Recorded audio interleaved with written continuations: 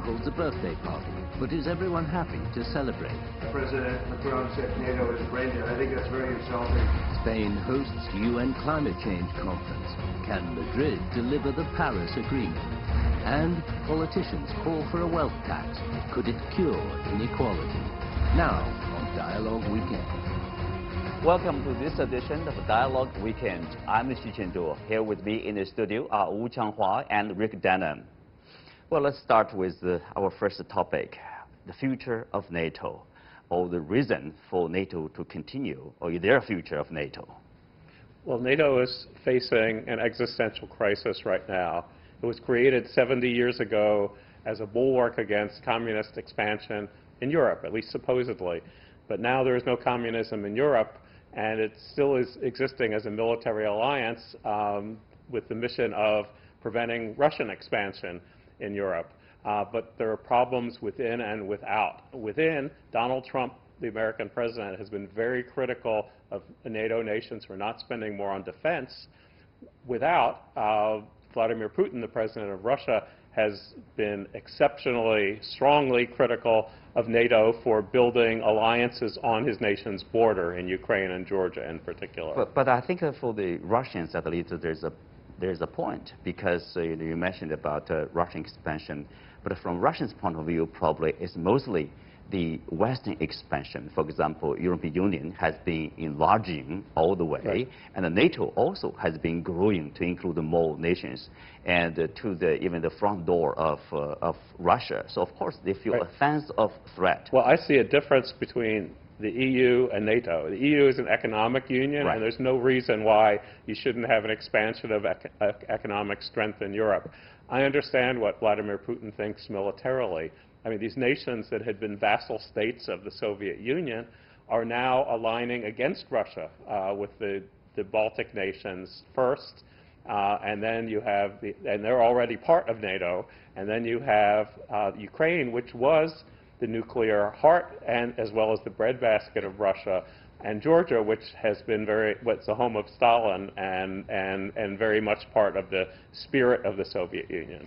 And I think from my perspective, there are two very interesting factors happening, which is sort of around NATO's future. One, as you mentioned, actually, Rick, so within, right, U.S., the disruptor actually is already happening. And then if you look at actually the act of the body, in the Middle East, like in Afghanistan, in Turkey, Syria, whatever. So that tells you something, actually, this major crisis happening now.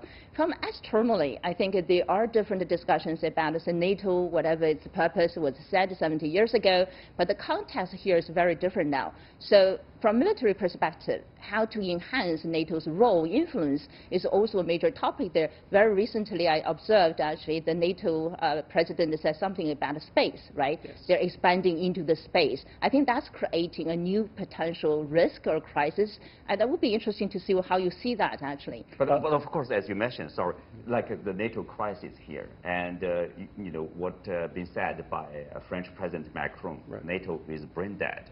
I think he was talking about the conflict between U.S. and Turkey, both NATO members, and also Turkey with Greece, both NATO members, and Turkey's incursion into northern part of Syria, and that was despite the strong opposition from European countries, NATO members like Germany and France, right? So there is a problem. You have just pointed out the key problem with NATO. There are internal frictions. Turkey in particular, Turkey buying missile defense from Russia, using planes that they bought from America. The S-400, yeah. Right, yeah. Exactly. And because Turkey got okay from Donald Trump for the invasion of Syria, the rest of NATO was against it. And that brings us to Donald Trump, whose goals for NATO are very different, whether it is the geopolitical or the economic, meaning he wants the countries to pay more of their defense, the U.S. less of the defense. And then looking ahead, President Macron is correct. If not using the term brain dead, NATO has to re-envision itself. What is its role going ahead, where there is no threat that, as it was 70 years ago. The Cold War in Europe is right? over. Yeah. And so either it will continue to be an alliance against Russia, which would be an existential threat to Russia, or it has to come up with a mission, a reason to exist. I understand the EU. The EU is an important political and economic body. NATO has to reinvent itself. One, China has a role to play in it as well. If you look at the narratives there, somehow NATO is, and the U.S., of course, together, is positioning China as a major threat, as a major risk, actually, to NATO. So if you look at the two moves, one, actually, NATO moving into space and looking into military, look at the planet literally, from military perspective. And then the other one, the way they look at China. I think those are the two very important factors, particularly for China to look into. But this is a bit like unreasonable, from Chinese perspective. NATO is basically, like I say, located geographically in the European countries, European continent over there, right, or periphery. But it has nothing to do with China in terms of geographic rivalry, for example. Yes, there's competition, strategic competition between China and the United States, but there's no competition between China and the European countries, but right, strategically. If NATO is moving into space, that's going to be the whole planetary, right? And China's threat, basically, if you look at EU, there are about 1,000 satellites already there in operation. China probably is stepping up efforts as well. So the threat, the context of the threat, or the view about each other, the relationship, becomes a little bit tricky. Yeah, that's right. Of course, that's somehow in the European countries were brought along by Washington. Now we have a strategic rivalry that's in China, so you have to come along with me. The pressure from basically Trump, you need to pay more in order for the protection offered by the United States. 5 times as much he wants. And also European countries are facing more or less pressure too, similar pressure to increase their spending. And they are increasing the spending, but nowhere near what Donald Trump wants. And I truly don't understand his pushing the envelope the way he is. The United States, from President Bush to President Obama, was encouraging Europe to do it. Europe has increased the spending. I don't really know what Donald Trump wants. I think he wants Europe to pay for all of the U.S. troops that are in Europe. He sees it as an economic deal, as like one of his real estate deals. Transactional. Right, exactly. Absolutely. Where NATO is about strategy. I mean, if NATO is going to exist, it's about long-term goals and not transactional economics. And so we really are at a situation where if Donald Trump is reelected, I think it'll be very hard for NATO moving forward. If Donald Trump is gone, NATO still will have to do a lot of self-assessment, but it will be easier if there's an American president who's working with them rather than working at cross purposes. That's right. I think the European countries are facing this dilemma. On one hand, you would love NATO to continue to exist, to protect the European countries, in the words of German Chancellor Merkel and its foreign minister Maas over there. But at the same time, you have a president in Washington who advocates like America first, right? It's really about the American interests. Well, NATO may find, its new life in the future in the space competition, but, that may be the start of a new Cold War. I don't think people want that. But let's shift to another very important topic, which is really about the existence of the human being, every one of us. Nearly 200 countries were gathered in Madrid for the annual UN Climate Change Conference. With a particular set agenda, there were a few things or priorities on the list. One is that global community needs to reach agreement about how do we implement the Paris Agreement, which was agreed, actually adopted back in 2015.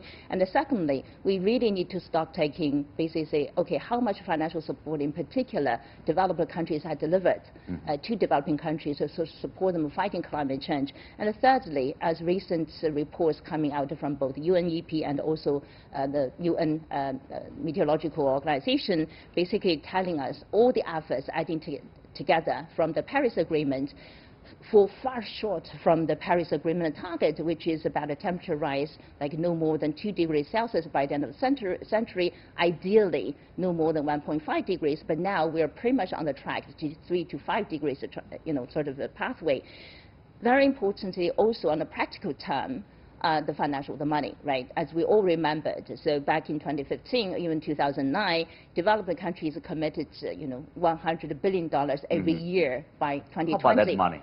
Where is the money, right? Now with the U.S. dropping out of the process. So there's so many uncertainties actually surrounding the international process, and that puts a huge pressure, another sort of a threat to the multilateral governance governing global climate change issues. Obviously, I mean, the threat is getting more and more serious. People say even with the current efforts, basically, we are not going to stop the rise of the increase of no, the we are already, temperature. Some scientists are saying we are already crossing the tipping point. Tipping point. So, but at the same time, you do see, other countries are stepping up to the front. For example, European countries, the European Parliament has declared the emergency.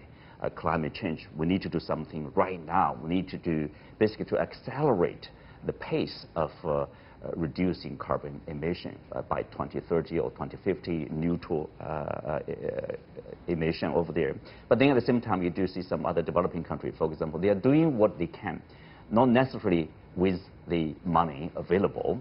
For example, like Pakistan, like Nigeria, countries, they need a lot of development. They need to focus on improving the people's livelihood, but still, they have claimed to plant like 13 or 11 billion trees to help absorb all the carbon emissions. Hopefully, things will get better. Well, I think we have a big problem, but it doesn't do us any good just to say Donald Trump's standing in the way. The world has to move forward with or without the United States government.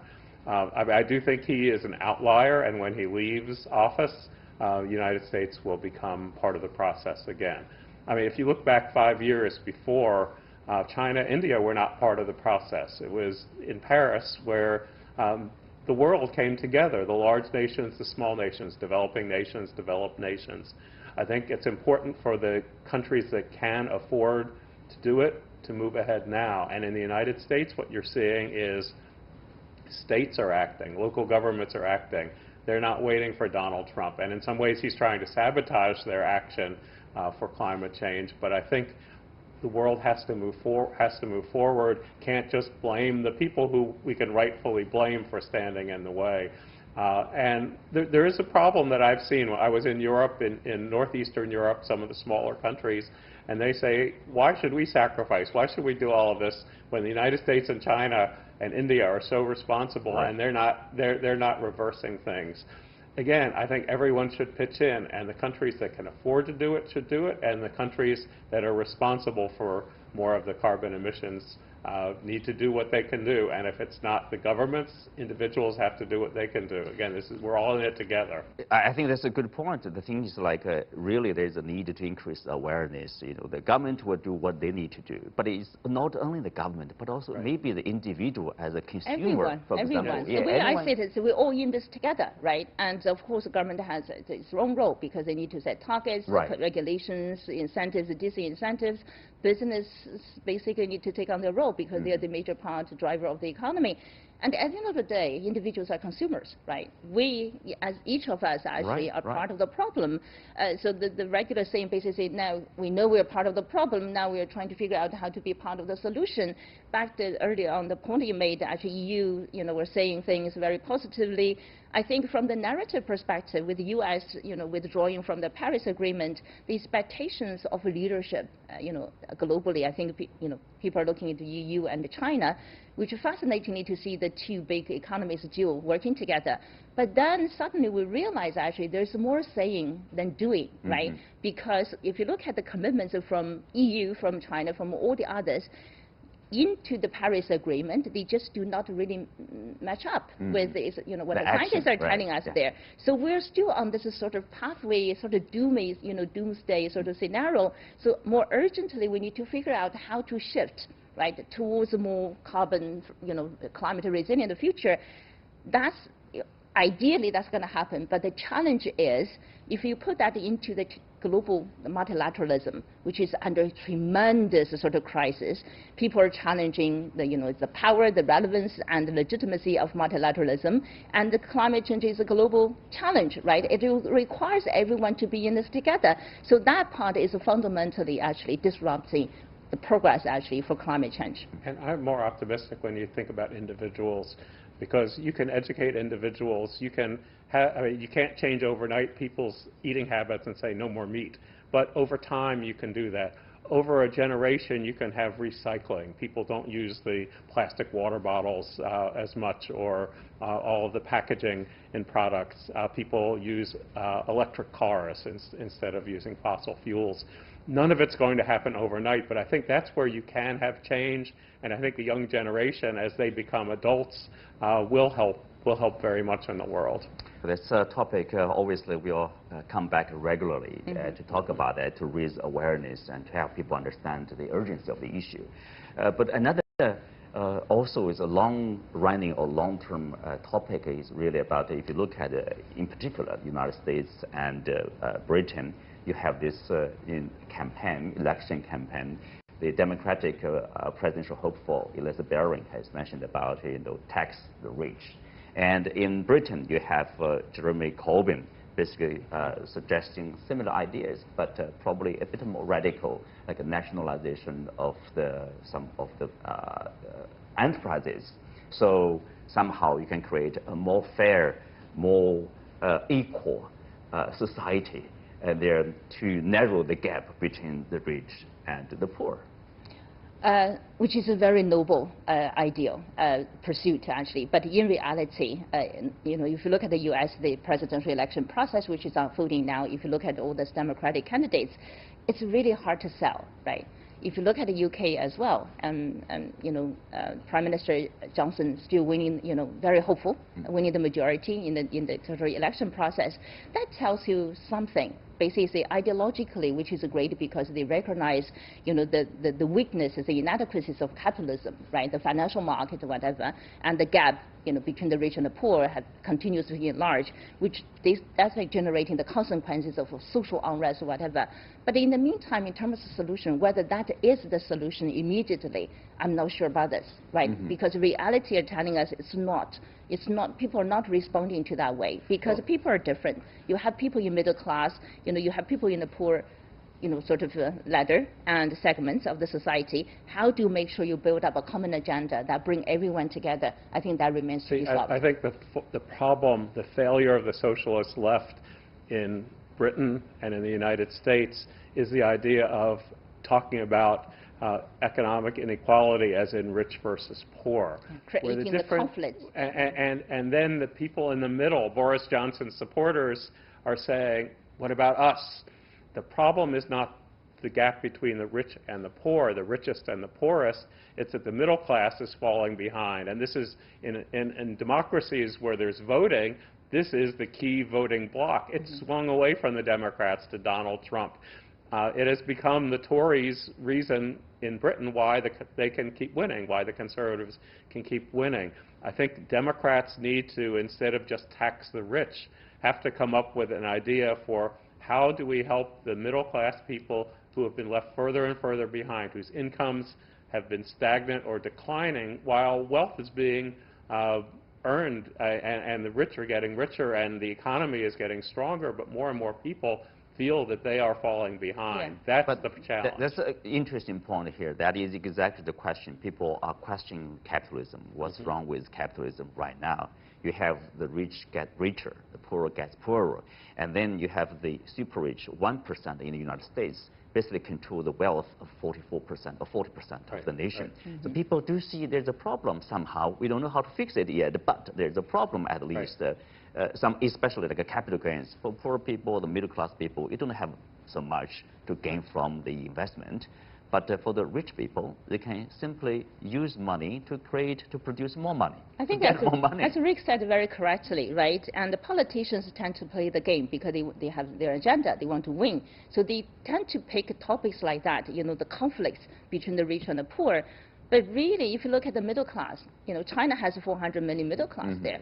You do not ignore them, right? They are really a big part of the economy. You ignore the middle class. Yeah. I think the issue more fundamentally is, okay, people are rethinking about the capitalism, the inadequacies, whatever. So this could be a redesigning process, right? How do you the government in particular, to make sure you build up the social network, a social structure, reform the economic structure, right? Bring everyone on board. You are hearing this new terms. They call it like a common good capitalism, right, or responsible, accountable capitalism, etc. that means like capitalism somehow is, you have free market, right? Like a new liberalism. You have a free market. It's really up to the individual, people, or the company to make a profit. Profit is their priority. So you don't have a social responsibility. But now, even the business people, they are coming back to reflect upon this. They say, our responsibility is really to make our shareholders happy only. What about other stakeholders? Yeah. Community, I think employees, customers? Yeah. I think one encouraging sign, which I have observed, is more and more companies are taking on the social license, the social, agenda. Which is meaning, so they recognize actually they need to take on more responsibility. They cannot really just focus on how to maximize their shareholders, benefit. Rather, they have to look broader, look into their stakeholders there. But as I said, this is another sort of scenario. This is a very disruptive sort of time, right? Things are changing very, very fast with all the factors moving forward, and then we experience the consequences, right? The social unrest, the younger generation not happy about it, and the people are going to the street to protest while advocating demand for changes there. So very importantly, the role of government, is to be somehow step up their effort, say working with all the stakeholders in the society, really co-design maybe the social development agenda for the country. But the thing is, like, if you somehow increase the role of the government, in particular, probably there would be strong backlash, say, from in the U.S. or in the U.K. because people favor, Well, it all depends how you do the role of the government. Okay. I see three issues we need to work on to reform capitalism. One is entrepreneurialism, and to figure out a way to encourage people to create small enterprises as opposed to have people just work for large companies or the government.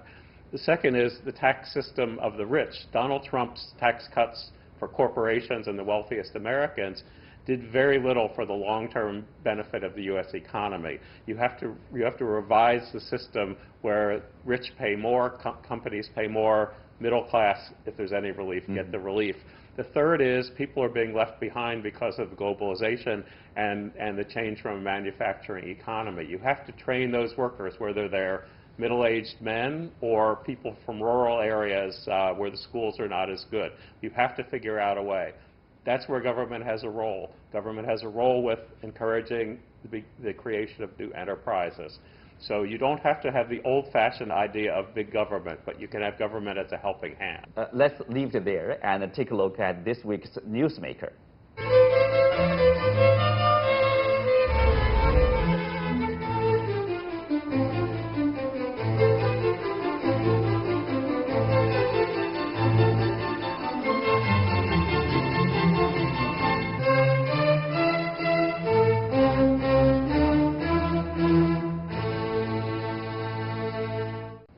Angela Merkel, the German Chancellor, and she's a respectful, seasoned politician. She understands the issue in Germany. She understands the international situation. She's known for being cautious, but at the end of the day, her policy often proves to be right. And of course, now she's retiring, more or less. Yeah, people are talking about a post-Merkel time, which is sort of a little bit depressing in a way. As you mentioned, actually, I think she turns out to be really a great woman leader, politician, and who really has the global view, global perspective and longer-term view. If you look at her way to look at the specific issues like, the role of China, and China and the EU with the global community there, she happens to be one of the very few Western politicians who really, really gets it there. But as I said, people now talking about a post-Merkel age, right? And as I said, there is a sort of sadness, depressing in it, because if you look at the bigger context there, she will be gradually, withdrawing from the picture. There will be other politicians on board, which definitely going to change the landscape and mindset, actually, particularly in the European context there. I think that's creating huge uncertainty for us. But exactly, I agree with that in terms of this China issue, and in particular, the Huawei 5G, for example. Her insistence, like, we should improve the security standard. We set up the standards, and we don't close the door. Companies from every country can come here and do business in our country, but they have to meet our standard. Seems to me it's completely fair and open, and every country probably should do that. Well, she is something that is rare in democratic politics, a brave politician. I mean, we say she's cautious, but she's willing to make decisions that are unpopular in the short term for the benefit in the long term. And she's willing to think beyond her constituency, whether it's the Christian Democrats in Germany or conservatives or Europe, to the world. And I think that's what we're all nervous about, is the next politician will probably be from her party, but whether it's a socialist or a Christian Democrat, will be someone who is more nationalistic, who's more concerned about domestic politics. Also, Germany has been the anchor of Europe, of a stable Europe. I mean, look at a number of French governments we've had veering back and forth. Britain is off the edge right now with Brexit. So she has been very important, and she's been as inclusive as any European leader can be with all of the different interest groups in Europe. So that's why I worry looking ahead. I think one big risk factor, if you look at the tone of EU, the way they look at China. So China is already positioned as a rivalry, right? Even though Merkel stepped up her narrative is saying, okay, of course we compete with China, but China should be treated as a strategic partner. But the mainstream thinking in European society now, China is treated as a rivalry, systematic rivalry. Now that's really sort of dangerous sort of a message there, right? That's going to fundamentally impact how EU and would deal with China. You talked about Huawei. I was just back here from Hamburg just a couple of weeks ago. I have to say, actually, people definitely were nice, and many people really understand China, been to China a lot.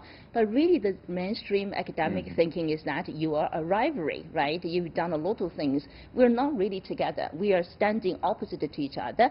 They say we are rule-based and we respect reciprocity, but you are not. But then back to the issues we talked about, climate change, Paris Agreement, there are rules set at the international level. Now countries like US and others do not necessarily respect them. Reciprocity, in there is a fundamental issue about common but differentiated responsibilities there. So somehow, even though it's just Merkel as a politician gradually getting out of the picture, the bigger context actually is really getting somewhere to the wrong direction, let me put it that way. I think we go back to the world of George Bush and Bill Clinton and Barack Obama, where you have engagement, and by talking, you make things better. You have disagreements, but you don't go to war. No, you manage your disagreement. Right, exactly. And you can even have strong disagreements, public disagreements, but if the idea is we're all in this together, and the global economy can grow and help every country instead of it's either you win or I win. Right, you win, I lose. And also Merkel has been to China basically every year. Every year. And she, for me, I think she has gained a much deeper understanding of China. Depth and insight. Like China is a different country, but China is just one of the countries, one of the members in the international community. There's nothing special with China, but somehow ideological, this kind of differences being... It's being there. It's getting being more... hyped, actually. It's being even more and more so. I think that's fundamentally, if you just look at on the surface, we fight with each other, we feel like you are my rivalry, whatever. But somehow, if you go deeper into that, that's really the fundamental divide. It's ideological divide, right?